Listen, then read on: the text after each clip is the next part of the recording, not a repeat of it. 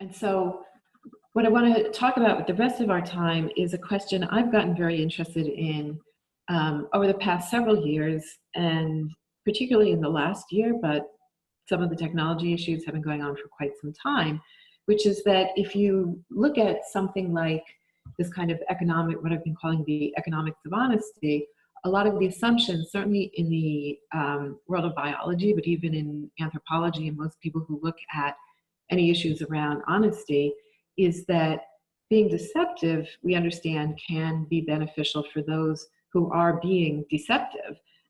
There's all kinds of reasons why you might want to lie. It can be very advantageous to you to convince other people that you're nicer, better, smarter than you are, that your intentions are good, all kinds of things.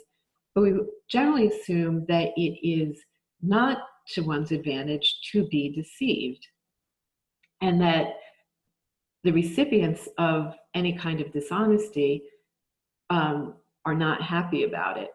But looking at a lot of things in human behavior, I've come to feel that that's a fairly naive view of how human society actually operates and how people work.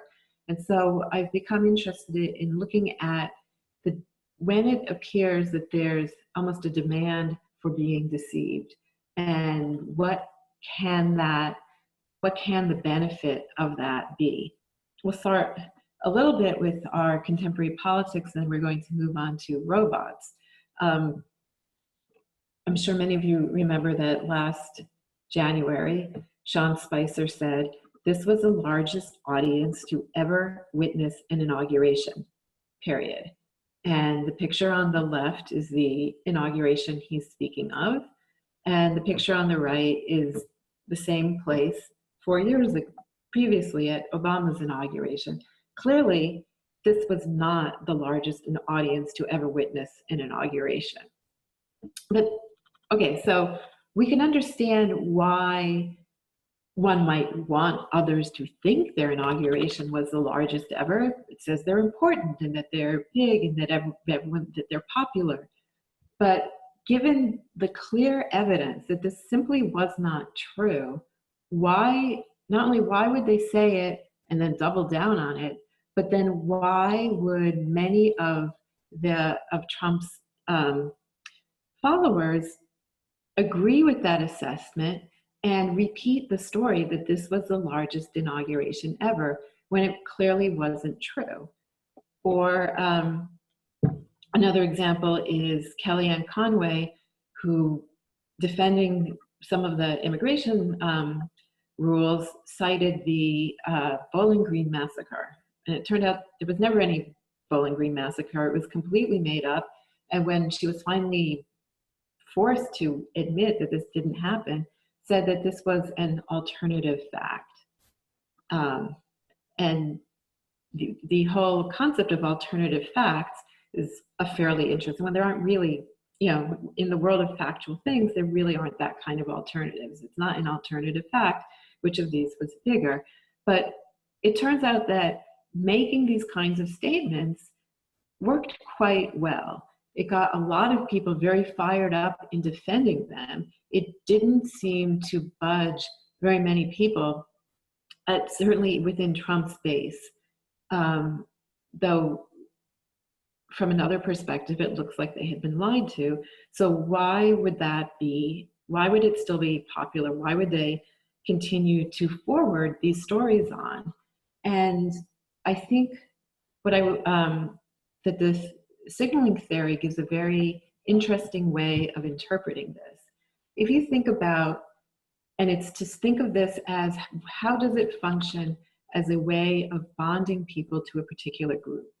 So if you think about it, if I say the sky is blue, and you look up and you say, yep, the sky is blue, we're in agreement, we've agreed on a fact, but it doesn't really bind us because it doesn't say anything about us as a group or having something in common that we agree on something really true. But on the other hand, if I say, on a day like today, I look up and I say, the sky is purple with yellow stripes, right? And you look up and you say, why, yes, it is purple with yellow stripes. Then we're a group. We're kind of like a cult. we have this belief that other people do not share. And if I can convince you to also go along with my story, even if at some level you know it's not true, but we all decide to agree on it and we find some way to let ourselves get past the what's often called cognitive dissonance around the difference between our perception and facts as the group leader tells us to believe, it's a very, very strong bond, because you have now a world of beliefs that you share and outsiders do not share. And so by those beliefs, it binds you together. It tends to repulse outsiders. So you create a very close-knit group.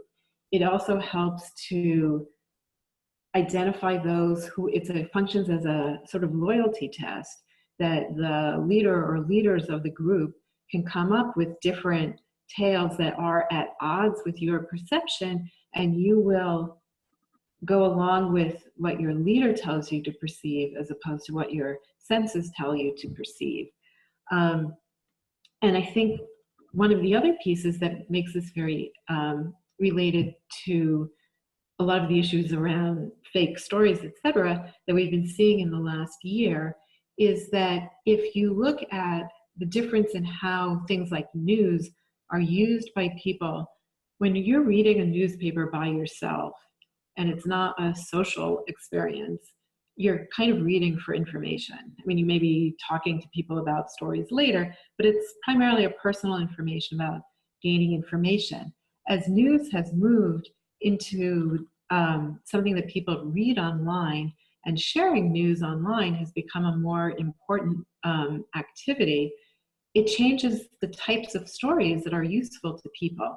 Because when you are looking to have this kind of group bonding, when you have fake news stories that go with a particular subgroup's belief, and the members of that group post those stories, it's actually more valuable from a group formation standpoint that they have these fake stories than if they're real. Because if it's a real story, it really doesn't bond the group together. All kinds of people might agree with it or discuss it, but it's not a binding piece to the extent that if you post something that's at odds with what anyone who is outside that group believes, you mark yourself as a member of that group, and it's a way of publicly displaying your affiliation. And so there are a number of issues with the way we deal with information online, and how that's changed news and news perception and has led to this kind of epidemic of fake news. But one that I think hasn't gotten enough attention is the importance of this particular phenomenon of social sharing and the value of fake news for that purpose.